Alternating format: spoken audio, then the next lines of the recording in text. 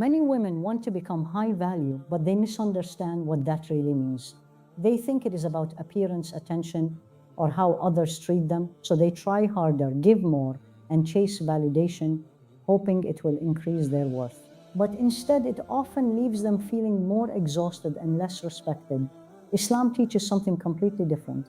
A high value woman is not built by how people see her, but by how she sees herself and how she lives her values. She does not chase attention, she builds herself quietly. Today, we will understand what it actually means to become a high value woman and how you can build that value from within. 1. She stops seeking validation. Validation seeking is one of the most quietly consuming habits a person can carry. It shows up in the careful crafting of what you say before you say it, designed to produce a particular response. It shows up in the rereading of messages, searching for signs of approval in tone and word choice. It shows up in the way you measure the success of an interaction, not by how honest it was, but by how well it was received. None of this is dramatic. All of it is exhausting. And the deepest cost of it is not the energy it consumes, but the message it sends to your own heart again and again that your worth is something that needs to be verified by sources outside yourself, and that without that verification, it is uncertain. A woman who has stopped seeking validation does not become indifferent to how others experience her. She still cares about kindness, about honesty, about how her words and actions affect the people in her life. But she has separated caring from depending. She can care about how someone receives what she says without needing that reception to be positive in order to feel okay about herself. She can receive criticism without it destabilizing her sense of worth. She can receive praise without it inflating a self-esteem that was fragile to begin with. Her inner ground remains relatively stable regardless of what is being said about her at any given moment, because it is not resting on what is being said, it is resting on something deeper and more permanent. In Islam, the only opinion of you that carries ultimate weight is the opinion of Allah. He knows you entirely, not just the parts you present publicly, but the intentions beneath your actions, the struggles beneath your composure, the sincerity within your effort. And His regard for you is not determined by your performance or your appearance or the approval you have managed to accumulate from others. When a woman truly internalizes this, when she genuinely begins to seek Allah's pleasure above the pleasure of people, something shifts in her relationship with validation. The opinion of others does not become irrelevant, but it becomes smaller. It finds its proper place as useful feedback that can be considered, rather than as a verdict that determines her worth. There is also a quiet freedom in releasing the need for approval that affects how you communicate. When you are not managing other people's impressions of you, you become more honest. You say what you actually think, rather than what you have calculated will be well received. You disagree when you genuinely disagree, rather than performing agreement to maintain a comfortable social surface. You offer your real perspective, rather than the version of it that you have pre-softened to avoid any possible friction. This honesty is not harshness. It can be delivered with warmth and care, but it is genuine. And genuine communication builds genuine relationships in a way that approval-seeking performance never can. Stopping the seeking of validation is also deeply connected to how you make decisions. When approval is the primary driver, decisions are made based on what will look good, what will be praised, what will produce the most positive response from the people whose opinion you are trying to secure. But when your anchor is internal, when your primary question is whether a choice is right, honest, and aligned with your values and your faith, your decision-making becomes cleaner. You still consider others, but you are not governed by them. You can make an unpopular choice and hold it steadily because it was made from a place of genuine conviction rather than from the need to be seen in a particular way. The woman who has released validation seeking carries herself differently. It is not a visible performance of confidence. It is something quieter than that. It is the absence of a particular kind of tension that most people carry but rarely name. The tension of managing impressions, of keeping track of how you are landing, of adjusting yourself in real time to produce the desired response. When that tension is gone, what remains is a woman who is simply present in herself, in her relationships, in her life, not performing, not calculating, not reaching, just present. And that presence, uncomplicated and genuine, has an effect on others that no amount of impression management ever achieves. It is recognized even if not always named as something real. 2. She protects her time and energy. Time is one of the most honest measures of what a person values. You can say many things about what matters to you, but where your hours go tells a truer story than your words. A high-value woman understands this, and so she treats her time with the kind of intentionality that reflects how seriously she takes her own life and purpose. This does not mean she is rigid or unavailable. It means she is conscious. She knows that time spent in one place is time not spent somewhere else, and so she makes her choices with awareness rather than habit, with intention rather than the path of least resistance. She has moved past the stage of simply filling her hours with whatever presents itself. Energy is an equally precious resource, and it is even more easily overlooked. You can be physically present in a situation while your inner energy, your emotional availability, your mental clarity, your capacity for genuine engagement has been depleted long before you arrive. A woman who does not protect her energy finds herself showing up to the things that matter most in a depleted state, offering the leftover portions of herself to the people and purposes she cares about most deeply. She gives her freshness to what drains her and her exhaustion to what deserves her best. This pattern is so common that it has come to feel normal, but normal is not the same as wise or sustainable or in alignment with the life you are trying to build. One of the most common drains on a woman's energy is environments and relationships that traffic in negativity without resolution. Conversations that circle around complaint, friendships that are sustained entirely by shared criticism of others. Spaces where the primary currency is drama and where peace is in short supply. These environments are not always obviously toxic. They can feel familiar, even comfortable in a certain way, because they have been part of the landscape for a long time. But the high-value woman develops an honest awareness of how she feels after spending time in various environments. She notices what leaves her feeling lighter and more alive, and what leaves her feeling heavier and less herself. And she begins, gradually and without drama, to spend more time in the former and less in the latter. Gossip is worth addressing specifically because it is one of the most socially normalized ways that energy is wasted and the heart is quietly harmed. Islam treats the speaking ill of others with a seriousness that might surprise those who have come to see it as a harmless social habit. The Quran's image of it as consuming the flesh of an absent person is deliberately disturbing. It is meant to create in us a visceral awareness of what we are actually doing when we sit and speak of others without their knowledge. Beyond the harm it does to those being spoken of, it does something to the speaker as well. It trains the eye to see people through a lens of fault, and it consumes time and energy that could be spent on something that genuinely builds. Protecting time and energy also means learning the art of the quiet exit. Not every situation requires a confrontation or an explanation before you leave. Not every relationship that has run its course needs a formal conclusion before you stop investing in it. The high-value woman does not always make an announcement about what she is no longer available for. She simply gradually withdraws her presence and her energy from what is not serving her and redirects those resources toward what is. This is not coldness, it is discernment. It is the honest stewardship of what Allah has given her and what He has asked her to care for, beginning with her own soul and the life He has entrusted to her. When a woman becomes genuinely protective of her time and energy, the quality of everything she does improves. Her work deepens, her relationships become more present and more genuine, her worship becomes more focused, her rest becomes more restorative. This is the compounding return of intentional stewardship. When you stop leaking your resources in every direction, what remains is available to be directed with real power toward what matters. And what matters for a woman grounded in faith is building a life that reflects her values, serves her purpose, and honors the one who gave her the time and energy she was entrusted with in the first place. 3. She sets clear boundaries. A boundary, properly understood, is an act of honesty. It is the clear and calm communication of where you are, what you can offer, and what you are not available for. It is not an act of hostility. It is not a punishment delivered to someone who has disappointed you.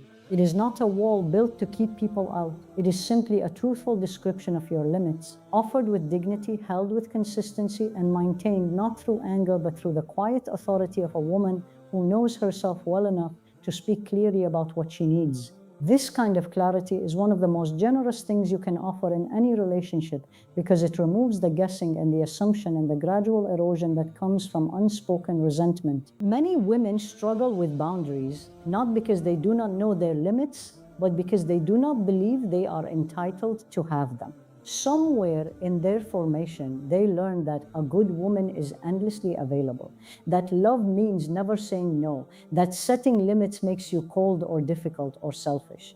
These beliefs are deeply embedded and they do not dissolve quickly, but they can be examined. And when you examine them honestly, when you ask where they came from and whether they are actually true, you often find that they were not chosen, they were simply absorbed. And what was absorbed without conscious choice can be released through conscious reflection and the slow accumulation of new experience. Islam is clear that taking care of yourself is not selfishness, it is stewardship. You have been entrusted with a body, a soul, a mind, and a life. These are not yours to spend without wisdom. They are yours to tend, to protect, and to use in a way that honors the one who gave them. When you allow others to consume your time, your emotional energy, and your inner peace without limit, you are not being generous, you are being negligent with a trust. A boundary, in this light, is not a refusal of generosity. It is a decision about what you can genuinely offer without depleting what you were asked to protect. It is the honest and responsible management of what you have been given. Setting a boundary clearly and calmly without excessive explanation or apology is something that requires practice. For women who are unaccustomed to it, the first few times feel enormously uncomfortable. The fear of disappointment, of being seen as difficult, of causing conflict, all of these fears rush in. But what is important to notice is that these fears are about other people's reactions, not about whether the boundary itself is right. You are allowed to have limits that are inconvenient for others. You are allowed to say no to things that cost you more than you can genuinely afford to give. And you are allowed to do so without constructing an elaborate justification for what is at its core simply the honest acknowledgement of your own humanity. The high-value woman's boundaries are not rigid rules applied without sensitivity. They are living responses to real situations adjusted with wisdom and care. She can make exceptions when her heart moves her to do so freely. She can extend herself beyond her usual limits for people and purposes that genuinely call for it. The difference is that these extensions are chosen rather than defaulted into. They come from a place of genuine desire to give rather than from the inability to say no. And because they are genuinely chosen, they do not produce the resentment that comes from giving under obligation. They produce the quiet satisfaction of a woman who gave because she wanted to, not because she did not know how to stop. One of the most powerful effects of consistently held boundaries is what they communicate about your sense of self. People, whether consciously or not, read your limits as an expression of your self-knowledge and your self-respect. A woman who maintains her limits calmly and consistently, without apology and without drama, communicates something that impression management never can, that she knows who she is, that she takes herself seriously, and that she will not be gradually reshaped by the pressure of others' expectations. This communication does not require a speech. It does not require a confrontation. It is simply the steady daily expression of a woman who has chosen to honor what Allah placed within her and who carries that choice with quiet and unshakable dignity. 4. She controls her emotions. To control your emotions is not to suppress them. This distinction is important because many people, when they hear the phrase emotional control, imagine a kind of internal performance, the maintaining of a composed exterior while something raw and unprocessed churns underneath. That is not control, that is concealment, and it comes with its own significant costs. True emotional control is something far more honest and far more sustainable. It is the capacity to feel what you feel fully, to acknowledge it without shame, and to choose your response rather than to simply release your reaction. It is the difference between being moved by your emotions and being governed by them. Both involve feeling, only one involves choosing. The reactive response, the one that comes out before you have had a moment to consider it, is rarely your best response. It is the response of the rawest, most immediate edge of the emotion, shaped by whatever has just happened to you rather than by who you have chosen to be. And while it may feel like honesty in the moment, it often produces consequences that the calmer part of you would not have chosen. Words said in the heat of reaction cannot always be taken back. Impressions created in moments of emotional flooding are difficult to revise. The high-value woman understands this not because she is trying to appear composed, but because she genuinely values the quality of how she engages with others and with herself. She has learned that the pause, however brief, is worth everything. Islam speaks beautifully about the virtue of holding anger in check. The Prophet, peace be upon him, described the strong person not as the one who can overpower others physically, but as the one who can control themselves in moments of anger. This is a profound reframing of strength. In a world that often equates emotional expression with authenticity and emotional restraint with repression, Islam says something different, that the discipline of your inner responses is one of the highest demonstrations of character you can offer. This does not mean your anger is invalid or that difficult emotions should be ignored. It means that your emotions are worthy of being felt with care, not merely discharged without thought. Developing emotional control is a practice that begins with self-awareness, specifically the ability to notice what you are feeling before it has already shaped your response. This noticing requires a certain inner quiet that overthinking and constant stimulation make difficult. A woman who has cultivated even a small degree of inner stillness through prayer, through reflection, through the daily practice of pausing before reacting, begins to develop a gap between stimulus and response, and in that gap, choice becomes possible. She can feel the sharpness of a hurtful comment and choose from within the feeling how she will respond. She can feel the frustration of a difficult situation and choose from within the frustration what her next step will be. Emotional control also profoundly affects the quality of your relationships. When the people in your life know that you will not respond to difficulty with volatility, that you can be trusted to engage with hard things calmly and honestly, they relate to you differently. Conversations that might otherwise be avoided become possible. Concerns that might otherwise go unspoken can be raised.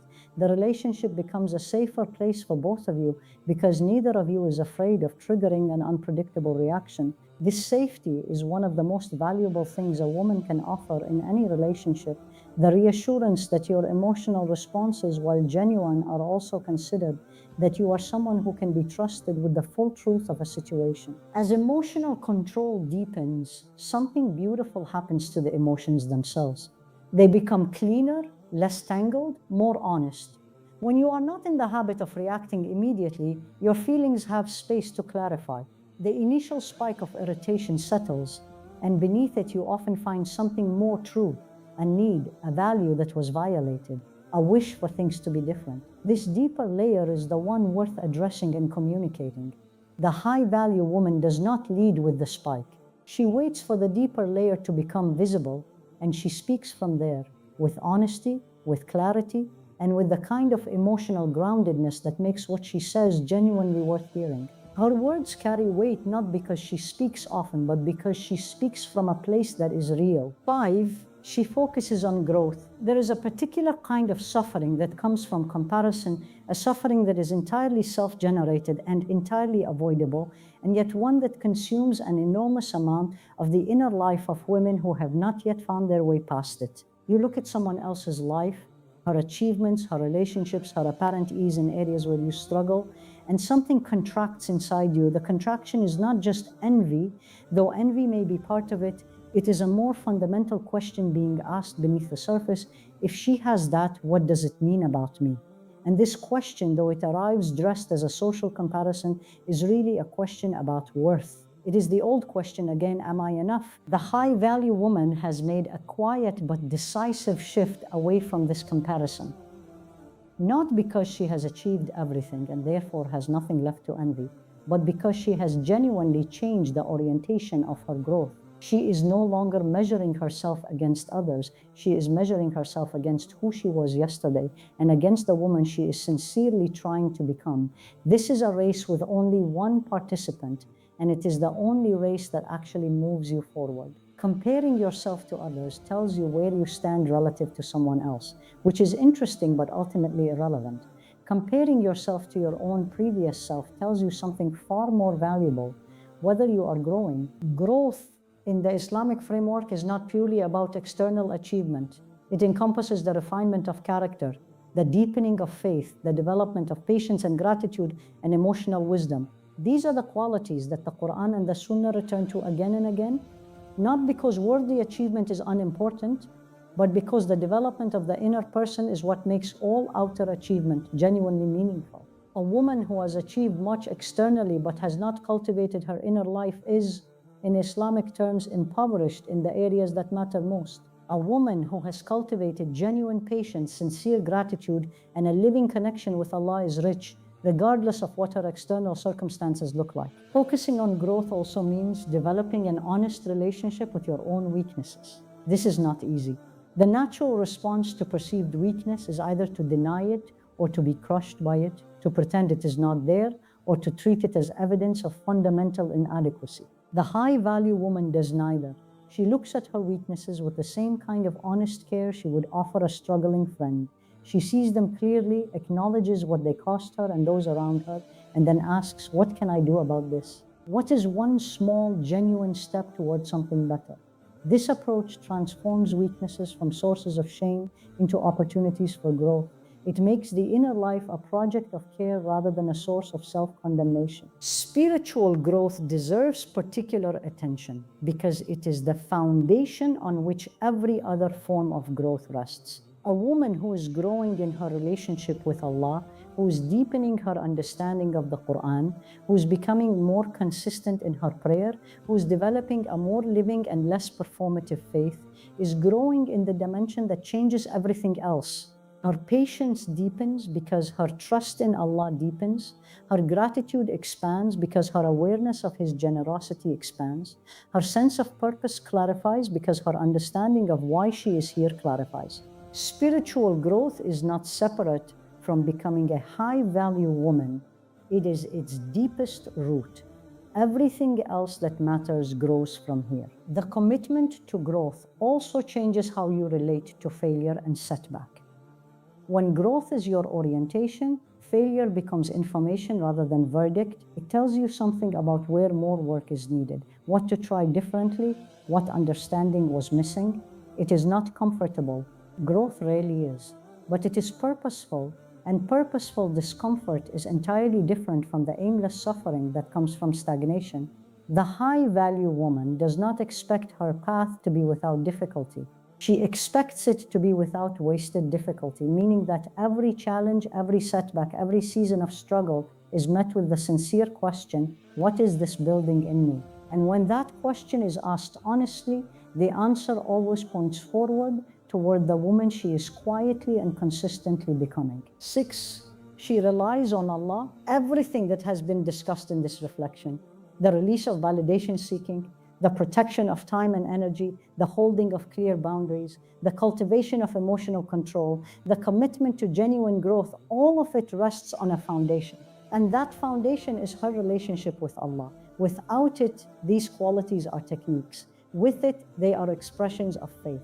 The difference is not subtle. A woman who practices emotional control because she has decided it is a useful strategy will find it difficult to maintain when circumstances become genuinely hard. A woman who practices it because she understands that her responses are an expression of her character before Allah, that will hold her steady when nothing else does. Tawakkul, genuine reliance on Allah, is one of the most misunderstood concepts in everyday Islamic life. It is often conflated with passivity. The idea that trusting Allah means not making plans, not taking initiative, not doing the practical work of building the life you want. But this is not tawakkul, it is its absence. True tawakkul, as the scholars have always described it, is what comes after you have done everything that is within your power. You think, you plan, you act wisely, you make the effort sincerely, and then, only then and completely, you release the outcome to Allah. The effort belongs to you, the outcome belongs to Him. Tawakkul is the living practice of honoring this distinction. A woman who truly relies on Allah moves through her life with a quality of inner steadiness that is genuinely rare and genuinely beautiful. She is not unaffected by what happens around her. She grieves when there is reason to grieve, feels frustrated when things are genuinely difficult, experiences the full range of human emotion in response to a life that does not always go as hoped. But she is not destabilized by any of it in the deep way that a woman without this foundation can be. Because her sense of self, her sense of purpose, and her sense of being cared for are not resting on her circumstances, they are resting on Allah, and Allah does not change with the winds of circumstance. He is constant. And the woman whose heart is rooted in Him shares, in some measure, in that constancy. Relying on Allah also means bringing your concerns to Him directly and frequently. Dua, the direct personal conversation with your Creator, is one of the most powerful and most underutilized resources available to a believing woman. It is not a formal ritual requiring specific conditions. It is the honest speech of a heart that knows it is being heard, offered at any moment, in any language, in any state. The high-value woman prays not only in the formal prayers that structure her day, but in the small, continuous turnings of the heart toward Allah that happen throughout her hours. When she faces a decision, she brings it to Him. When she is confused, she brings that too. When she succeeds, she returns the gratitude to its rightful source. This ongoing conversation is what keeps the relationship with Allah alive and real, rather than formal and distant. One of the practical gifts of genuine reliance on Allah is that it reduces the desperate edge of ambition. When you trust that Allah is arranging your affairs, that your provision, your relationships, your opportunities, and your growth are all within His care, you are freed from the anxiety that drives so much frantic striving. You can still work hard. You can still set goals and pursue them with energy and intention, but you are not working from a place of panic, not striving from a place of fear. You are doing your part in the genuine belief that it matters and releasing the rest in the genuine belief that it is held. This combination produces a quality of effort that is both more sustainable and more purposeful than anything anxiety can generate. The woman who relies on Allah is also more resilient in the face of what does not go her way. When something she worked for does not materialize, she is sad but not shattered, because she knows that what did not come was known to Allah, and that what He withheld from her, He withheld for reasons her limited perspective cannot fully access. This does not make the disappointment painless, but it places the pain within a larger story of trust, a story in which her Lord is not indifferent to her loss, but is working within it, building something she cannot yet see. This trust is what allows the high-value woman to fall without collapsing and to rise without arrogance. It is what makes her unshakable where others are fragile, and gentle where others are hardened. It is ultimately where all of her value begins and returns. Becoming a high-value woman is not about changing how others see you. It is about changing how you live. It is about the slow and sincere building of qualities within yourself that do not depend on any external confirmation to remain real, qualities that exist whether or not anyone is watching, whether or not you are being treated as you deserve, whether or not your worth is being recognized in the way you had hoped. These qualities, the release of validation seeking, the protection of your resources, the honesty of your boundaries, the steadiness of your responses, the sincerity of your growth, and the depth of your reliance on Allah are built quietly in the ordinary days of an ordinary life through choices that are mostly invisible to everyone but you and your Creator. When your value is rooted in faith, self-respect, and clarity, something changes in how you move through the world. You stop chasing, not because you have given up on what you want, but because you have stopped believing that chasing is how you get it. The right people, the right opportunities, the right circumstances, these are drawn to a woman who knows who she is, not to a woman who is working hard to prove it. This is not a promise that everything you want will arrive. It is the observation that a woman who is genuinely grounded in herself and in her faith creates the conditions within which what is truly meant for her can actually find her. She is no longer in motion away from herself. She is present, and presence is what makes arrival possible. What is not meant for you will no longer disturb your peace. This is perhaps the most elegant measure of whether this inner work is taking root. When something you wanted does not come, when a relationship does not develop as you hoped, when an opportunity passes to someone else, when a prayer is answered differently than you asked, the disturbance it creates in you becomes smaller. Not because you no longer care, but because your peace is no longer held hostage by outcomes. It rests in something more permanent than any particular result. It rests in your relationship with Allah, in your knowledge of your own worth, in the quiet confidence of a woman who has done her work honestly and released the rest to the one who holds all things. Indeed, Allah does not allow the reward of the doers of good to be lost. Quran 9:120. You're not building this woman for anyone else. You are building her for yourself and for Allah. The world may or may not recognize what you are becoming. The right people will, and their recognition will feel different from the validation you used to chase, because it will come unsolicited and without you having diminished yourself to earn it. But even in the absence of that recognition, the woman you are building will be worth having become. She will show up to her own life with steadiness. She will move through difficulty with grace. She will give from a place of genuine fullness rather than anxious need. And she will know in the quiet and certain way that requires no audience that she is enough, not because she earned it, but because Allah said so before she had done a single thing. May Allah make you a woman who knows her worth before the world tells her. May He build within you a confidence that is rooted in faith rather than performance, a peace that is rooted in trust rather than outcomes, and a strength that is rooted in His nearness rather than in the approval of people. May He protect you from what diminishes you and draw toward you what genuinely reflects your value.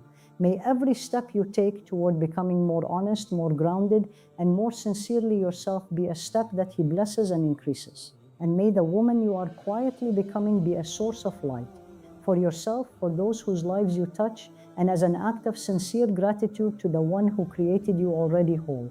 Ameen.